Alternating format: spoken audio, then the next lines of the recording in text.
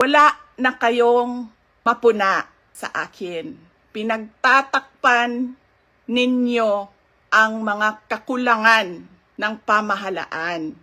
Ako ang ginagawa ninyong punching bag para hindi napapansin, nakikita, naririnig ng mga tao ang kalokohan, ang korupsyon, at ang katiwalian na ginagawa sa gobyerno. Ayaw nila tayo tigilan dahil hindi tayo sumusunod sa kanila. Hindi tayo nabibili ng pera.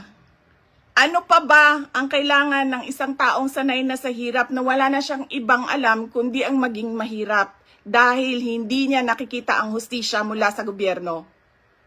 Mabibili mo pa ba yan? Hindi na.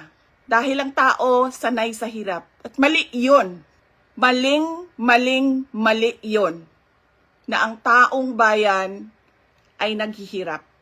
Kaya mga kababayan, paniguraduhin nyo na hinihingi ninyo sa gobyerno kung ano yung karapat-dapat para sa ating lahat. Hindi lang karapat-dapat para sa mga politiko at mayayaman. Nagpapasalamat po ako at paalala po ulit sa inyong lahat, peaceful assembly sa ilalim ng freedom of speech ang ating hangad.